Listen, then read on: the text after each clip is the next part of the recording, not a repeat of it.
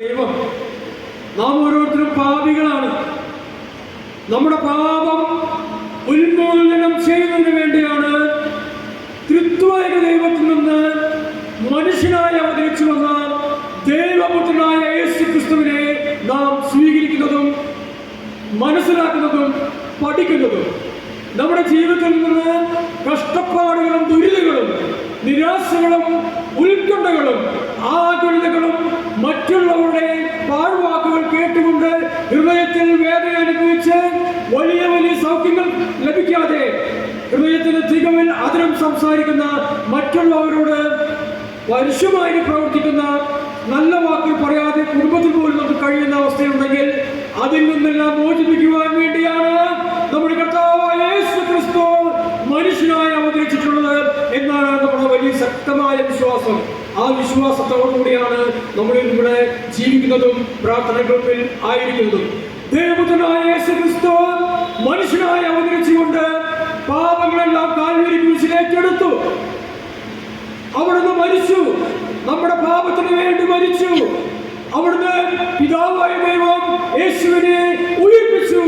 സ്വർഗത്തിലേക്ക് എഴുന്നള്ളിയ ആ ദൈവപുത്രനായ യേശു ക്രിസ്തുവിന്റെ ഉള്ള വിശ്വാസമാണ് നമ്മുടെ വിശ്വാസം. അതിനുവേണ്ടിയുള്ള കാലം തികഞ്ഞു, ദൈവരാജ്യം സമീപിച്ചിരിക്കുന്നു. അനുഗമിച്ച് സുവിശേഷത്തിൽ വിശ്വസിക്കുന്നു. എന്താണ് സുവിശേഷം? നല്ല വിശേഷം എന്താണ്? എന്റെ പാപത്തിന്, നമ്മുടെ പാപത്തിന് വേണ്ടി എല്ലാ പാപങ്ങളും കാൽവരി കുരിശിൽ ഏറ്റെടുത്ത ദൈവപുത്രനായ യേശു ക്രിസ്തു ഇന്നും ജീവിക്കുന്നു. ആ ജീവിക്കുന്ന യേശുവിനുള്ള വിശ്വാസം നമ്മുടെ കുടുംബത്തിലും അയൽക്കാരിലും കൂട്ടായ്മയിലും നമ്മുടെ ഇടവകയിലും നമ്മൾ ചെല്ലുന്ന മേഖലകളിലും ക്രിസ്തുവിന്റെ അനുയായികളായി, ക്രിസ്തുവിന്റെ കൂട്ടവകാശികളായി, അവിടുത്തെ സാക്ഷികളായി ജീവിക്കുന്നതിന് വേണ്ടിയാണ് നാം ഓരോരുത്തരും ആയതിനു വേണ്ടി പരിശീലനം നേടുന്നതിന് വേണ്ടിയാണ് ഈ പ്രാർത്ഥനാ കൂട്ടായ്മയ്ക്ക് നമ്മൾ ഓരോരുത്തരും കടന്നു വന്നിരിക്കുന്നത്. ഹല്ലേലൂയ. കരങ്ങൾ കർത്താവിനെ സ്തുതിക്കട്ടെ. ഹല്ലേലൂയ. യേശുവേ നന്ദി, യേശുവേ നന്ദി, യേശുവേ നന്ദി. ഹല്ലേലൂയ, ഹല്ലേലൂയ, ഹല്ലേലൂയ, ഹല്ലേലൂയ, ഹല്ലേലൂയ, ഹല്ലേലൂയ, ഹല്ലേലൂയ. രണ്ടുപേരി പാട്ട് വേണം. സ്തുതിപ്പിൻ സ്തുതിപ്പിൻ കർത്താവിനെ, സ്തുതിപ്പിൻ സ്തുതിപ്പിൻ കർത്താവിനെ, സ്തുതിപ്പിൻ സ്തുതിപ്പിൻ കർത്താവിനെ, സ്തുതിപ്പിൻ സ്തുതിപ്പിൻ കർത്താവിനെ, സ്തുതിപ്പിൻ സ്തുതിപ്പിൻ കർത്താവിനെ. യേശുരാജാവേ, യേശുരാജാവേ, ജീവ ജീവ രാജാവേ, യേശുരാജാവേ, യേശുരാജാവേ, ജീവ ജീവ രാജാവേ.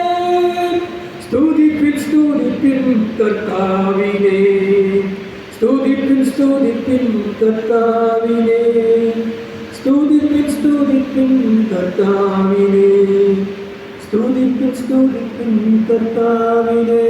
യാക്കോബിന്റെ പുസ്തകം 5-ാം അധ്യായം 19-20 വാക്യങ്ങളിലേക്ക് നമുക്ക് കടന്നു വരാം. യാക്കോബിന്റെ പുസ്തകം അധ്യായം 5, 19, 20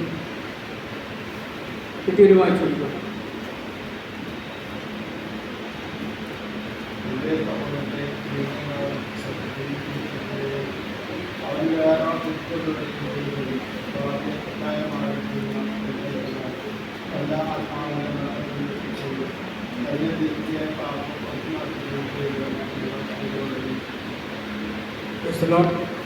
എന്റെ സഹോദരരെ, നിങ്ങളിൽ ഒരാൾ സത്യത്തിൽ നിന്ന് വ്യതിചലിക്കുകയും അവനെ വേറൊരാൾ തിരിച്ചു കൊണ്ടുവരികയും ചെയ്യുന്നുവെങ്കിൽ പാപിയെ തെറ്റായ മാർഗത്തിൽ നിന്ന് പിന്തിരിപ്പിക്കുന്നവൻ തൻ്റെ ആത്മാവിനെ മരണത്തിൽ നിന്ന് രക്ഷിക്കുകയും തൻ്റെ നിരവധിയായ പാപങ്ങൾ തുടച്ചു മാറ്റുകയും ചെയ്യുന്നുവെന്ന് നിങ്ങൾ അറിഞ്ഞുകൊള്ളുവിൻ. നമ്മളോട് ഓരോരുത്തരും അറിയുവാൻ പറയാണ്. നമ്മുടെ പാപങ്ങൾ സ്വർഗത്തിലേക്ക് പോകുന്നുള്ള വഴിയാണ്. നമ്മുടെ സ്വർഗത്തിലേക്ക് നമുക്ക് പോകണമെന്നുണ്ടെങ്കിൽ ഇവിടെ അതിൻ്റെ ടിക്കറ്റ് എടുക്കാണ്. ആ ടിക്കറ്റാണ് ഇങ്ങനെ ഒരുപാട് ടിക്കറ്റുകളുണ്ട് പല ഭാഗങ്ങളിലും. അതിലൊരു ടിക്കറ്റ് പല ഭാഗത്ത് കിട്ടിയ യാക്കോബ്സിന്റെ പുസ്തകത്തിൽ ടിക്കറ്റ് കിട്ടിയതാണ് ഇവിടെ ഞാൻ നിങ്ങളുടെ മുന്നിൽ കൊണ്ടുവരുന്നത്. അങ്ങനെ ടിക്കറ്റ്. ഒരുവൻ സത്യത്തിൽ നിന്ന് വ്യതിചലിക്കുകയാണ്. എന്താണ് സത്യം? വചനമാണ് സത്യം. ഈ വചനം ആരാണ്? യേശുവാണ്. ഹല്ലേലൂയ. യേശുവാകുന്ന വചനമാകുന്ന സത്യത്തിൽ നിന്ന് ഒരുവൻ, ആരുമാകാം, ഈ ഉള്ളവനാകാം, ഇവിടെ ഇരിക്കുന്നവരെ ഞാൻ പറയാൻ യോഗ്യനല്ല, ആരുമാകാം, അങ്ങനെ സത്യത്തിൽ നിന്ന് വ്യതിചലിക്കുന്നവൻ ആര് തന്നെയാണെങ്കിലും അവനെ തിരിച്ചു കൊണ്ടുവരുന്നവൻ ആരാണെങ്കിലും ആ കൊണ്ടുവരുന്നവന്റെ അനേകം പാപങ്ങൾ തുടച്ചു നീക്കപ്പെടുകയും തന്റെ ആത്മാവിനെ മരണത്തിൽ നിന്ന് ജീവനിലേക്ക് നയിക്കുകയും ചെയ്യുന്നു എന്ന് അറിഞ്ഞുകൊള്ളാൻ പറയണം. അപ്പോൾ സത്യത്തിൽ നിന്ന് വ്യതിചലിക്കുന്നവൻ, സത്യത്തിൽ നിന്ന് വ്യതിചലിക്കുന്നവൻ ആരായിരിക്കും? സത്യത്തെക്കുറിച്ച് അറിയാത്തവൻ ഒരു തരത്തിൽ. മറ്റൊരു തരത്തിൽ സത്യത്തിൽ നിന്ന് വ്യതിചലിക്കുന്നവൻ സാഹചര്യങ്ങൾക്കനുസരിച്ച് വ്യതിചലിച്ചു പോകും. ഇല്ലേ? സാഹചര്യങ്ങൾക്കനുസരിച്ച് നമ്മുടെ കുടുംബത്തിലാകാം, വ്യക്തിപരമായ ജീവിതത്തിൽ ഇടപെടുന്ന മേഖലകളിലാകാം, ഇടവഴിയിലാകാം, പ്രാർത്ഥനാ കൂട്ടായ്മയിലാകാം, എവിടെയും ആയിക്കോട്ടെ, 2 3 പേർ എന്റെ നാമത്തിൽ ഒന്ന് ചേർന്ന് അവിടെ മധ്യ ഞാനുണ്ടെന്ന് പറയുമ്പോൾ അവിടെ ആയിരിക്കുന്ന സന്ദർഭത്തിൽ അവരോട് കൂടി ആയിരിക്കുവാൻ കഴിയാത്ത മനോഭാവത്തിൽ അവർ പറയുന്നത് ശരിയല്ല എന്ന് പറഞ്ഞിട്ട് പാപത്തെ സ്നേഹിക്കുന്ന അവസ്ഥയിൽ നാം അടുത്ത് നീങ്ങിപ്പോകും, വ്യതിചലിച്ചു പോകും. തെറ്റായ മാർഗത്തിൽ ഒരുവൻ ചലിക്കുന്നുണ്ടെങ്കിൽ, നീങ്ങുന്നുണ്ടെങ്കിൽ അവനെ യേശുക്രിസ്തുവിൽ നിന്ന് ആരും എപ്പോൾ വേണമെങ്കിലും വ്യതിചലിച്ചു പോകാം. ആ പാപ സാഹചര്യങ്ങൾ കെണി പോലെ ഓരോരുത്തരെയും എപ്പോൾ വേണമെങ്കിലും വിവിധ സാഹചര്യങ്ങളിലും പിടികൂടപ്പെടും. ആ സാഹചര്യങ്ങളിൽ നിന്ന് അതിജീവിക്കണമെങ്കിൽ നാം ഓരോരുത്തരും ഉണർന്ന് പ്രാർത്ഥിക്കുവാൻ തയ്യാറാകണം. നമ്മുടെ വ്യക്തിപരമായ പ്രാർത്ഥന ശക്തിപ്പെടുത്തണം. ഇന്ന് കുടുംബങ്ങളിൽ പ്രാർത്ഥനയുണ്ടോ എന്ന് ചോദിച്ചാൽ ഒരു കുടുംബങ്ങളിൽ ഇല്ല എന്നറിയാൻ 100%, 99.5% ഞാൻ പറയും. എനിക്ക് പറയാൻ സാധിക്കില്ല. അങ്ങനെയാണ് നിങ്ങൾ. കുടുംബ പ്രാർത്ഥന എന്ന് പറഞ്ഞാൽ നമ്മൾ സാധാരണ ചിന്തിക്കും. ഞാൻ ആദ്യം ചിന്തിച്ചു പോയ വഴിയാണ്. എൻ്റെ വീട്ടിൽ ഞാൻ നേരം വൈകി വന്ന് എൻ്റെ ഭാര്യയും എൻ്റെ മക്കള് അവിടെ പ്രാർത്ഥിക്കുന്നു, ഞാൻ വരാൻ നേരം വൈകി അവർ പ്രാർത്ഥിച്ചു കഴിഞ്ഞു, ഞാനിവിടെ പ്രാർത്ഥിച്ചു, എൻ്റെ മക്കൾ ഓരോരുത്തരും അങ്ങനെ മെമ്പേഴ്സ് ഓരോരുത്തരും കുടുംബത്തിൽ പല കുടുംബങ്ങളിൽ ഓരോരുത്തരും വ്യക്തിപരമായിട്ട് അവർ പ്രാർത്ഥന. അത് കുടുംബ പ്രാർത്ഥന അല്ല. കുടുംബ പ്രാർത്ഥന എന്ന് പറഞ്ഞാൽ കുടുംബങ്ങളിലുള്ള ഓരോ മക്കളും മാതാപിതാക്കളും എല്ലാവരും ഒന്ന് ചേർന്നിരുന്നുകൊണ്ട് പ്രാർത്ഥിക്കുന്ന ആ വലിയ പഴയ കാലത്തെ ഓർമ്മ കടന്നുവരാണ്. സ്നേഹമുള്ളവരെ നിങ്ങൾ ചിന്തിച്ചു നോക്കിയേ, ഈ മെയ് മാസം വർഷങ്ങൾക്ക് മുമ്പ് നമ്മുടെ കുടുംബങ്ങളിൽ എങ്ങനെയായിരുന്നു? മാതാവിന്റെ മടക്കമാസം നമ്മുടെ കുടുംബങ്ങളിൽ എത്ര മഹത്വം, എത്ര ഊർജ്ജസ്വലത നിറഞ്ഞതും എത്ര ആഘോഷപരമായിട്ടും നീങ്ങിയിരുന്നു എന്ന് നമുക്ക് അനുഭവവേദ്യമായിരുന്നു, അല്ലേ? നമ്മുടെ കുടുംബങ്ങളിൽ ആദ്യകാലങ്ങളിൽ ഈ മടക്കമാസകാലം എങ്ങനെയായിരുന്നു? എത്ര സന്തോഷമായിരുന്നു. ആ അവസാന ദിവസങ്ങളിൽ വെള്ളയപ്പം സ്റ്റൂ എൻ്റെ കുടുംബത്തിലെ ഞാനിപ്പോൾ ആലോചിച്ച് പോയതാണ്. ഇന്ന് അത് പോയിട്ട് വെള്ളയപ്പത്തിന് പകരം എന്തായിരിക്കും നമ്മുടെ കുടുംബങ്ങളിൽ? സ്റ്റൂവിന് പകരം എന്തായിരിക്കും? വലിയ വലിയ മേൽത്തരം ടിവികളും ചെറിയ ചെറിയ മുന്തിയ തരം മൊബൈൽ ഫോണിലും എല്ലാവരും വ്യാപൃതരും. സമയമില്ല, പ്രാർത്ഥനയ്ക്കിരിക്കാൻ സമയമില്ല. അമ്മയിരുന്നോ, ചേട്ടനിരുന്നോ, അപ്പച്ചനിരുന്നോ, ഇങ്ങനെയാണ് നീങ്ങുന്നത്. ഇന്ന് യുവജനങ്ങൾക്ക് വേണ്ടി ഓരോ മക്കളും ശക്തമായിട്ട് മുന്നോട്ട് വരുന്നുണ്ട്. പ്രാർത്ഥനാ കൂട്ടായ്മയും ധ്യാനങ്ങളും അവർക്ക് വേണ്ടി നടത്തണം. ഞാൻ പറയാം അവരടുത്ത്, യുവജനങ്ങൾക്ക് വേണ്ടി നടത്തിക്കോ. പക്ഷേ വർഷങ്ങൾക്ക് മുമ്പ് താങ്കൾ എങ്ങനെയായിരുന്നു? ഞാൻ എങ്ങനെയായിരുന്നു? എൻ്റെ കുടുംബത്തിൽ എൻ്റെ മാതാപിതാക്കൾ പള്ളിയിൽ പോകാൻ പറഞ്ഞാൽ, ഒരു ധ്യാനമുണ്ടെന്ന് അല്ലെങ്കിൽ ഒരു പ്രാർത്ഥന കൂട്ടായ്മയിൽ പോയി പറഞ്ഞാൽ എൻ്റെ ചെറുപ്പകാലങ്ങളിൽ ഞാൻ പോയിരുന്നു. ഇല്ല, ഇതത് തന്നെയാണ് മക്കളും ചെയ്യുന്നത്. പക്ഷെ അവരെല്ലാം വരും. അന്ന് പോകാതെ നമ്മളെല്ലാം ഇന്ന് പ്രാർത്ഥനാ ഗ്രൂപ്പിൽ സജീവരായി ദൈവഭക്തിക്ക് വേണ്ടി പ്രവർത്തിക്കുന്ന മക്കളാണ്. അപ്പൊ ആദ്യം നമ്മൾ അവിടുത്തെ രാജ്യനീതി അന്വേഷിക്കുവിൻ, അതോടൊപ്പം നിങ്ങൾക്ക് മറ്റുള്ളവരെല്ലാം തരപ്പെടും. 6-ാം അധ്യായം 33-ാം വാക്യം വിശുദ്ധമത്തായി സുവിശേഷം പറയുന്നെങ്കിൽ, യുവാക്കൾക്ക് എന്നതിനേക്കാൾ മാതാപിതാക്കൾക്ക് വേണ്ടിയുള്ള ധ്യാനങ്ങളും അവർക്ക് വേണ്ടിയുള്ള വചന ശുശ്രൂഷകളും നമ്മുടെ ഇടവകകളിൽ നാം കൊണ്ടുവരുന്നതിന് വേണ്ടി, അങ്ങനെ ശുശ്രൂഷ കൊണ്ടുവരുന്നതിന് വേണ്ടി നാം ഓരോരുത്തരും അതിനുവേണ്ടി പ്രവർത്തിക്കണം. ഇടവകകളിൽ മാതാപിതാക്കൾക്ക് വേണ്ടിയുള്ള ധ്യാനം വന്നാൽ അവർ ശക്തി പ്രാപിക്കും. എങ്ങനെ ശക്തി പ്രാപിക്കും? യെശയ്യാ പ്രവാചകന്റെ പുസ്തകം 40-ാം അധ്യായത്തിലെ അവസാന ഭാഗങ്ങളിൽ പറയുന്നുണ്ടല്ലേ, എന്താ പറയുന്നത്? അവർ ഓടിയാൽ തളരുകയില്ല, നടന്നാൽ ക്ഷീണിക്കുകയില്ല, കർത്താവിൽ ആശ്രയിക്കുന്നവർ കടിയന്മാരെ പോൽ ചിറകടിച്ചുയരും. കർത്താവിൽ ആശ്രയിക്കുന്ന ഓരോ മക്കളും ചിറകടിച്ചുയരുന്ന മാതാപിതാക്കൾ ധ്യാനത്തിലൂടെ അങ്ങനെ ശക്തി പ്രാപിക്കുമ്പോഴാണ് മക്കളോട് വന്നിരിക്കുവിൻ എന്ന് പറയുവാനുള്ള ആ ഒരു ഹൃദയത്തിന്റെ ശക്തി, ദൈവത്തിന്റെ പരിശുദ്ധാത്മാവിന്റെ നിറവ് നമ്മൾ അതിരികളിലൂടെ മക്കളിലേക്ക് കൊടുക്കുവാൻ നമുക്ക് കഴിയുള്ളൂ. നമ്മളാണ് ആദ്യം നന്നാവേണ്ടത്. നമ്മൾ എന്ന് പറയുന്നേക്കാൾ ഞാനാണ് നന്നാവേണ്ടത്.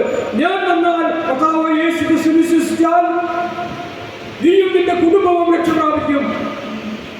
33-ാം വാക്യം അപ്പോസ്തലപ്രവൃത്തി എത്ര അധ്യായം ഓർമ്മയില്ല, വചനം തന്നതാണ് പറഞ്ഞു. 6 മനസ്സിൽ കടന്നു 6:13 എനിക്കറിയില്ല, ഓർമ്മയില്ല. 6:13 ആദ്യം നിങ്ങൾ രാജ്യം കർത്താവ് യേശു ക്രിസ്തു കുടുംബ രക്ഷ പ്രാപിക്കും എന്ന് പറഞ്ഞ 16 കർത്താവ് ഓർമ്മിപ്പിച്ച് തരുന്നുണ്ട്.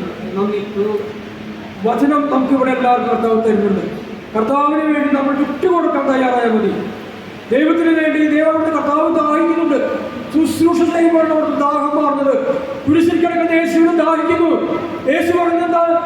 എനിക്ക് ദാഹിക്കുന്നു, എനിക്ക് ദാഹിക്കുന്നു.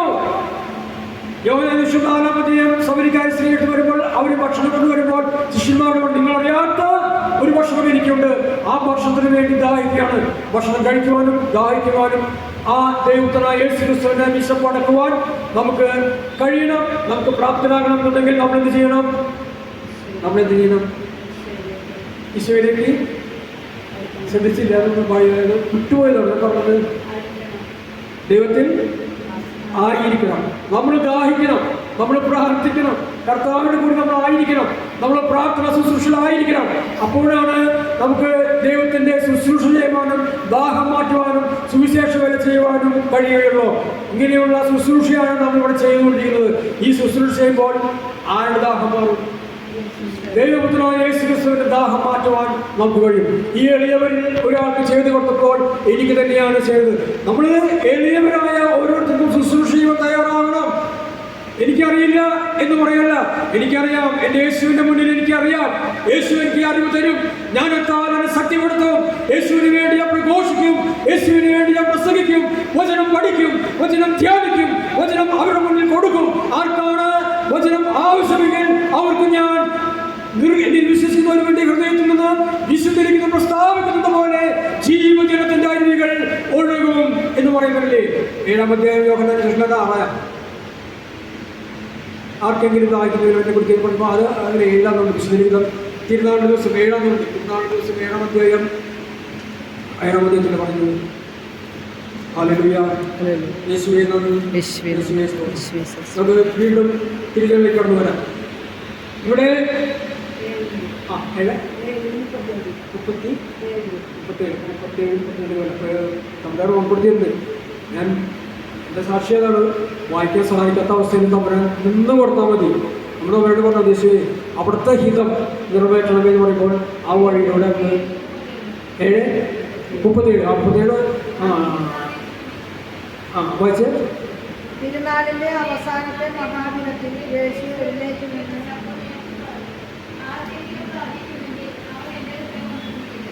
ആർക്കെങ്കിലും ദാഹിക്കുന്നുവെങ്കിൽ അവൻ എൻ്റെ അടുക്കൽ വന്ന് കുടിക്കട്ടെ. യേശുവിന്റെ അരികിൽ വന്ന് കുടിക്കണം. നമുക്കറിയില്ല. യേശു എനിക്ക് ദാഹിക്കുന്നു, വചനം പ്രസംഗിക്കണം, പ്രഘോഷിക്കണം, തിരുവചനം ധ്യാനിക്കണം. പക്ഷേ എനിക്ക് തിരുവചനം വായിക്കാൻ സാധിക്കാത്ത അവസ്ഥയുണ്ട്. പക്ഷെ അങ്ങേ നാമം ഞാൻ മഹത്വപ്പെടുത്തും, അങ്ങേക്ക് വേണ്ടി ഞാൻ ഇറങ്ങി. ആര് പോകുമെന്ന് ചോദിക്കുന്ന 60-ാം യെശയ്യാ പ്രവാചകന്റെ പുസ്തകം. ആര് എനിക്ക് വേണ്ടി പോകും? ഞാൻ പോകാം. അതാണ് പറഞ്ഞത്. നമ്മൾ പോകണം. കർത്താവിന് വേണ്ടി നമ്മൾ ഇറങ്ങി പുറപ്പെട്ടാൽ തീർച്ചയായും ദൈവത്തിന്റെ പരിശുദ്ധാത്മാവ് നമുക്ക് വേണ്ടതായ ശക്തി തരും, വചനം തരും.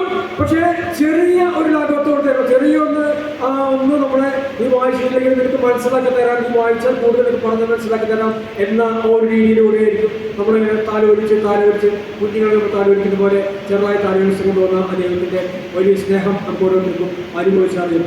ഇങ്ങനെ സത്യത്തിൽ നിന്ന് വ്യതിചരിക്കുന്ന ഓരോരുത്തരും തിരിച്ചു കൊണ്ടുവരാൻ വേണ്ടിയാണ് യേശു തന്റെ ശിഷ്യനെ വിളിച്ചത്. നമുക്ക് തിരിച്ചു വരാം.